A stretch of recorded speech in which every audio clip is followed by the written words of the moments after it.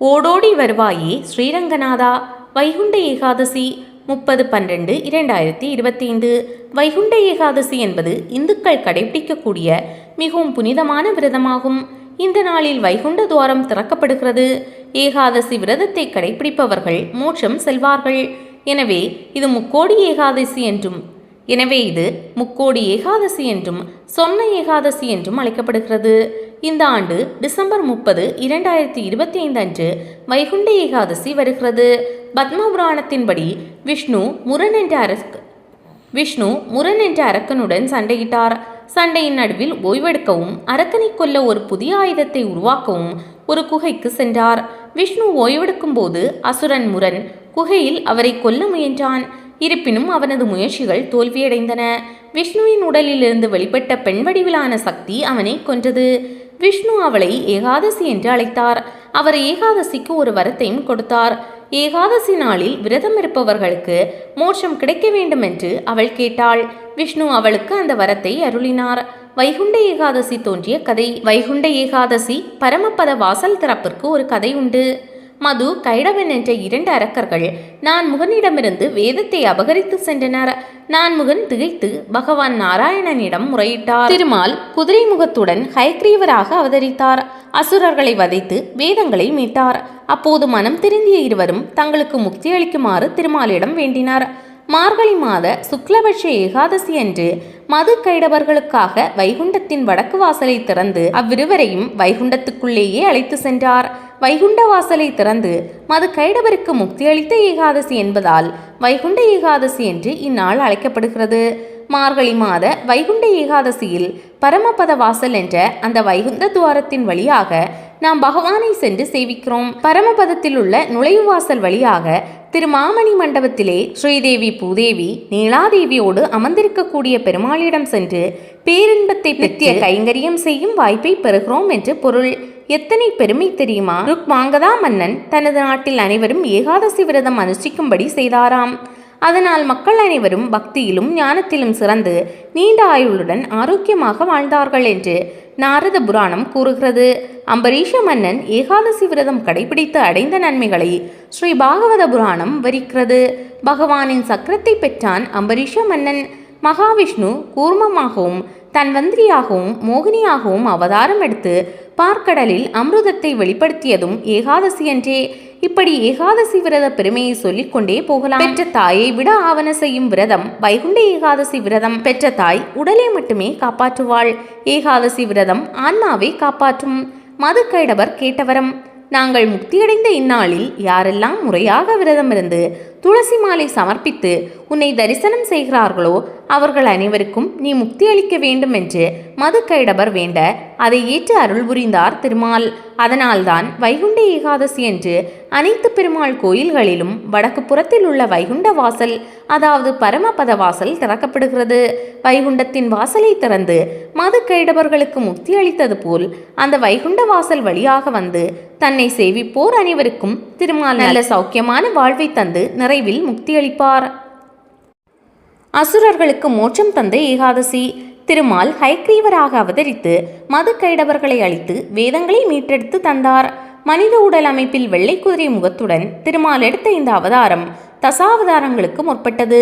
மது கைடவர்கள் பெருமாளிடம் தங்களுக்கு வைகுண்டம் தருமாறு பிரார்த்தனை செய்தனர். அவர்களிடம் பகவான் மார்கழி மாத வளர்பிறை ஏகாதசி அன்று உங்களுக்கு மோட்சம் தருகிறேன் என்று வாக்களித்தார். மார்கழி மாத ஏகாதசி அன்று வைகுண்டத்தின் வடக்கு வாசல் கதவை திறந்து மது கைடவர்களை உள்ளே அனுமதித்தார். மது கைடவர்களுக்கு வைகுண்டம் தந்த ஏகாதசி என்பதால் வைகுண்ட ஏகாதசி நீண்ட விழா. வைகுண்ட ஏகாதசி வைணவ மரபில் குறிப்பாக திருவரங்கம் முதலான கோயில்களில் திருமொழி திருவாய்மொழி உற்சவமாக கொண்டாடப்படுகிறது. குறிப்பாக நம்மாழ்வாரின் பாசுரங்களின் மயங்கிய எம்பெருமான் அவருக்கு தன்னுடைய பரமபதத்தை தருகின்ற விழாவாக இந்த விழா கொண்டாடப்படுகிறது. வைகுண்ட ஏகாதசி 22 நாட்கள் நடக்கக்கூடிய பெருவிழா. பொதுவாக கோயில்களில் பிரம்மோற்சவம் என்பதுதான் பெருவிழாவாக 10 நாட்களுக்கு குறையாமல் நடைபெறும். ஆனால் 22 நாட்கள் நீண்ட விழாவாக நடைபெறுவது வைகுண்ட ஏகாதசி திருவிழா. அத்தியன உற்சவம். மார்கழி மாதம் தேவர்களுக்கு விடியற்காலை பிரம்மமூர்த்த நேரம் என்று சொல்வார்கள்.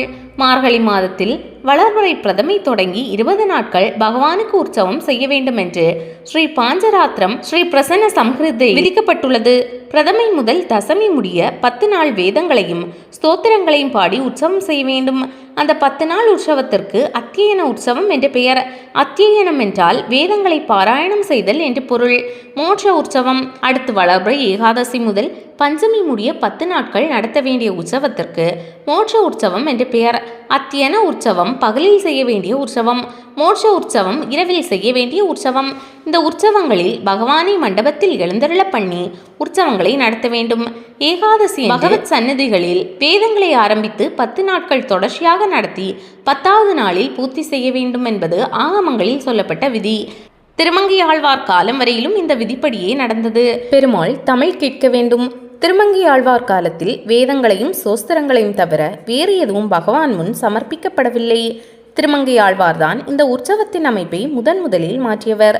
திருமங்கையாழ்வார் தம்முடைய தலைவராகிய நம்மாழ்வாரின் பாசுரங்களில் மிகுந்த ஈடுபாடு கொண்டவர். நம்மாழ்வாரின் 4 பிரபந்தங்களையும் 4 வேதங்களுக்கு சமமாக கொண்டால் அதற்கு 6 அங்கங்களை 6 பிரபந்தங்களாக அருளியவர் திருமங்கையாழ்வார்.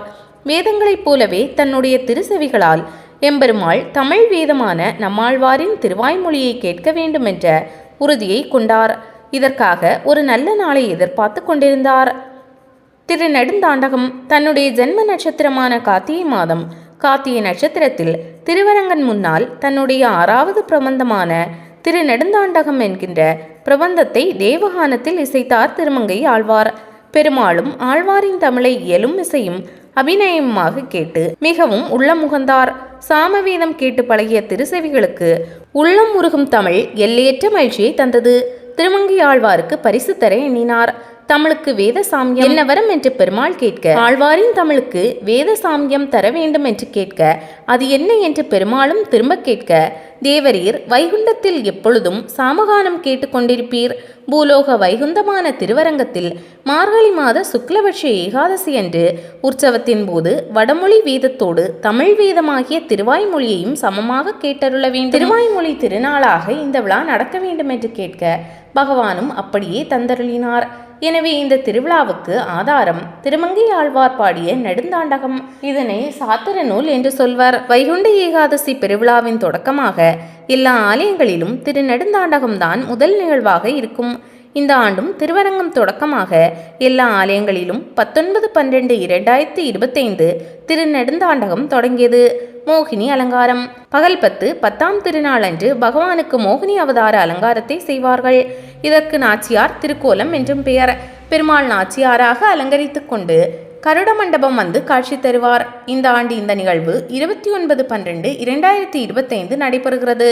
அடுத்த நாள் காலை 30/12/2025 அதிகாலை 4:30 மணி அளவில் கோயிலுக்கு வடக்கே உள்ள சொர்க்கவாசல் திறக்கப்படுகிறது. சொர்க்கவாசல் வழியாக பெருமாள் புறப்பாடு நடக்கும். பெருமாளோடு அடியவர்களும் பரமபத வாசலை கடப்பார்கள். சில கோயில்களில் சொர்க்கவாசல் இருக்காது. பெருமாளை நேரடியாக சேவிப்பது சொர்க்கத்தில் சேவிப்பது போலதான் திருவரங்கமும் பரமபத வாசலும். கலியுகத்தில் நம்மாழ்வாருக்கு முன்பு வைகுண்டம் செல்வார் யாருமில்லாமையாலே வைகுண்ட கதவு மூடியே கிடந்தது. ஆழ்வார் திருவாய்மொழி அருளி செய்து வீடு பெயர் பெற்றார். அதன் பின்பே சொர்க்கவாசல் திறக்கப்பட்டது. ஆழ்வார் வைகுண்டம் செல்லும் நிகழ்ச்சியை நடத்தி காட்ட திருமங்கை ஆழ்வார் வைகுண்ட ஏகாதசி உற்சவத்தை ஏற்படுத்தினார். வைகுண்ட ஏகாதசி என்று பெருமாள் பரமபதத்திலிருந்து வந்து நம்மாழ்வாரை எதிர்கொண்டழைத்து கொண்டு பரமபதம் சென்று தானும் தேவிமார்களும் நித்திய முக்தி தரும் அமர்ந்திருக்கும் திருமாமணி மண்டபத்திலேயே ஆழ்வார் கையில் தாளம் கொடுத்து திருவாய்மொழி பாட கேட்பது ஐதீகம். இதனை அடிப்படையாக கொண்டு திருமங்கை ஆழ்வார் காலம் முதல் சொர்க்கவாசலில் நம்மாழ்வார் எழுந்தருளி திருவாய்மொழி பாடலை தொடங்கிய பின்னரே பரமபத கதவு திறப்பு நடக்கிறது. நம்மாழ்வார் மோட்சம். வைகுண்ட ஏகாதசி அன்று மூலவர் ரங்கநாத பெருமாள் முத்தங்கி சேவையிலும் முத்துக்கள் பதித்த பட்டாடை உற்சவரான நம்பெருமாள் ரத்னங்கி சேவையிலும் காட்சி தருவார்கள். வைகுண்ட ஏகாதசி நாள் இரவு முதல் ராப்பத்து தொடங்கும். இந்த நாட்களில் ஸ்ரீரங்கம் பரமபத வாசல் மதியம் 1 மணி முதல் இரவு 8 மணி வரை திறந்திருக்கும். ஜனவரி மாதம் 5ஆம் தேதி ராப்பத்து உற்சவம் 7ஆம் நாள் கைத்தல சேவை நடைபெறும். அன்றைய தினம் பெருமாள் அதிகமான திருவாபரணங்கள் சாத்திக் கொள்ள மாட்டார். பெருமாள் அர்ச்சகர்களின் திருக்கரங்களில் எழுந்தருளி திருமாமணி மண்டபத்தின் மேல் குரட்டுக்கு வந்து நம்மாழ்வாருக்கு சேவை சாதிப்பார். இதை திரு கைத்தல சேவை என்பார்கள். அன்று ஆழ்வார் நாயகி பாவத்தில் கங்குலும் பகலும் பாசுரம் சேவிப்பதால் ஆழ்வாருக்கு மோகினி அலங்காரம் செய்யப்பட்டிருக்கும். ஜனவரி 6ஆம் தேதி திருமங்கை ஆழ்வாரின் வேடுபரி உற்சவம் நடைபெறும். எம்பெருமாள் குதிரை வாகனத்தில் வலம் வருவார். ஜனவரி மாதம் 8ஆம் தேதி தீர்த்தவாரியும் 9ஆம் தேதி நம்மாழ்வார் மோட்சமும் நடைபெறும். இந்த நாட்களில் திருவரங்கத்தில் பரமபதவாசல் திறந்திருக்கும். எப்படி விரதம் இருப்பது? விரதங்களுக்குள் தலையாயது ஏகாதசி விரதம். அனைத்து ஏகாதசிகளிலும் சிறப்பானது வைகுண்ட ஏகாதசி. 8 வயது முதல் 80 வயது வரை மனிதர்கள் ஏகாதசி விரதம் இருக்க வேண்டும் என்று ஸ்மிருதி வாக்கியம் கூறுகிறது. வைகுண்ட ஏகாதசி என்று வைகுண்ட வாசல் வழியாக சென்று பெருமாளை தரிசிப்பது மிகவும் முக்கியம். முடிந்தால் ஸ்ரீரங்கம் செல்லலாம் அல்லது அருகிலுள்ள பெருமாள் கோயில் சென்று வழிபடலாம். சில கோயில்களில் பரமபத வாசல் இருக்காது. அந்த கோயில்களில் பெருமாளை சேவித்தாலே போதும். அன்று தண்ணீர் கூட உட்கொள்ளாமல் விரதம் இருப்பது மிகவும் சிறப்பானதாகும். அவ்வாறு விரதம் இருக்க இயலாதவர்கள் பால் பழம் என எளிய பலகாரங்களை உட்கொள்ளலாம். மறுநாள் துவாதசி என்று காலை பூஜை செய்து பெருமாளின் தீர்த்தத்தை உட்கொண்டு அதன் பின் அகத்திக்கீரை, சுண்டைக்காய், நெல்லிக்காய் போன்றவற்றை உணவோடு உட்கொண்டு விரதத்தை பூர்த்தி செய்ய வேண்டும். இவ்வாறு விரதத்தை நிறைவு செய்வதற்கு துவாதசி பாரணி என்று பெயர். அன்றும் பகலில் உறங்காமல் இருந்து மாலை சூரியன் மறைந்த பின் தான் உறங்க வேண்டும். செய்ய வேண்டியதும் செய்யக்கூடாததும். ஏகாதசிக்கு முதல் நாள் தசமி அன்று பகலில் ஒருவேளை மட்டும் உணவு சாப்பிட வேண்டும். ஏகாதசி நாளில் முழுமையாக பட்டினி கிடக்க வேண்டும். இரவு உறங்காமல் திருமால் சரிதங்களையும் ஆழ்வார் பாசுரங்களையும் படிக்கலாம், கேட்கலாம். ஏகாதசி என்று அன்னதானம் செய்யக்கூடாது. பகலில் தூங்கக்கூடாது. இரவில் பஜனை செய்ய வேண்டும். முடியாதவர்கள் பகவானுடைய நாமங்களை சொல்ல வேண்டும். ஏகாதசி தினத்தில் கோபம் கொள்ளக்கூடாது. பிறரை தூஷித்தல், கடுமையான வார்த்தை சொல்லுதல், சந்தனம் பூசுதல், வெற்றிலை போடுதல், மாலை அணிதல், கண்ணாடி பார்த்தல் முதலானவை கூடாது. வைகுண்ட ஏகாதசி என்று வழிபட வேண்டிய ஸ்தலங்கள்: ஸ்ரீரங்கம் அருள்மிகு ரங்கநாதர் கோவில், திருச்சிராப்பள்ளி வைணவத்தின் முதல் திவ்ய தேசம், மிகப்பெரிய கோயில் வளாகம். திருப்பார்க்கடல் ஸ்ரீரங்கநாதர் கோவில், காஞ்சிபுரம் அருகே. பார்க்கடலில் பள்ளி கொண்ட பெருமாள் திருக்கோலம். திருத்தன்கால் திண்டிவனம் அருகே, விழுப்புரம் மாவட்டம். திவ்ய தேசம் பள்ளிகொண்ட பெருமாள் திருக்கோலம். திருக்குடந்தை கும்பகோணம் பள்ளிகொண்ட கோலத்தில் பெருமாள். திருப்புல்லானி ஆதி ஜெகநாதர் கோவில், ராமநாதபுரம். தர்ப்பசயன ரங்கநாதர். திருவல்லிக்கேணி பார்த்தசாரதி கோவில், சென்னை. ரங்கநாதர் தனி சன்னதியாக இருக்கிறார். ஸ்ரீவில்லிபுத்தூர் வடபத்ரசாயி கோயில், விருதுநகர் மாவட்டம். வடக்கு நோக்கி பள்ளி கொண்ட ரங்கநாதர். திருவாய்மொழியூர் தூத்துக்குடி மாவட்டம். ரங்கநாதர் பள்ளி கொண்டு அருள்கிறார். மயிலாடுதுறை பரிமள ரங்கநாதர் கோவில், மயிலாடுதுறை. காவிரி கரையில் அமைந்த புகழ்பெற்ற ஸ்தலம். சேலம் பரமக்குடி ரங்கநாதர் கோவில், சேலம் மாவட்டம். உள்ளூர் மக்களால் மிகுந்த பக்தியுடன் வழிபடப்படும் தலம். திருவள்ளூர் வீரராகவ கேசவ பெருமாள் கோவில், திருவள்ளூர். பள்ளி கொண்ட கோலத்தில் சேவை திவ்ய தேசம். மன்னார்குடி ராஜகோபால சுவாமி திருக்கோவில், திருவாரூர் மாவட்டம். பெரிய கோயில் வளாகத்தில் ரங்கநாதர் தனி சன்னதியில் சேவை சாதிக்கிறார். காஞ்சிபுரம் சொன்னவண்ண பெருமாள், காஞ்சிபுரம். அனந்த சயன நிலையில் பள்ளி கொண்ட பெருமாள். திருநாரையூர் கும்பகோணம் ரங்கநாதர் பள்ளி கொண்ட திருக்கோலம். மேட்டூர் ஸ்ரீரங்கநாதர் கோவில், சேலம் மாவட்டம். காவிரி நதிக்கரையில் அமைந்த பிரசித்தி பெற்ற கோயில். ஈரோடு பாரியூர் ரங்கநாதர் கோவில், ஈரோடு மாவட்டம். கொங்கு நாட்டில் புகழ்பெற்ற ரங்கநாதர் தலம். திருப்பத்தூர் ரங்கநாதர் கோவில், சிவகங்கை மாவட்டம். கிராமிய வைணவ மரபுடன் இணைந்த புனித தலம். அரியலூர் ரங்கநாதர் கோவில், அரியலூர் மாவட்டம். சோழர் கால சிற்பக்கலையுடன் விளங்கும் கோவில். திருவிடந்தை நித்திய கல்யாண பெருமாள், செங்கல்பட்டு மாவட்டம். அனந்த சயன நிலையில் பெருமாள் அருள்பாலிக்கிறார். திருப்பேர் நகர், திருச்சி லால்குடி அருகில். 108 திவ்ய தேசங்களில் ஒன்று. காவிரி கரையில் பள்ளி கொண்ட பெருமாள். குடந்தை ஆறாவமுதன், கும்பகோணம். அமுதமாய் அருளும் பள்ளி கொண்ட பெருமாள்.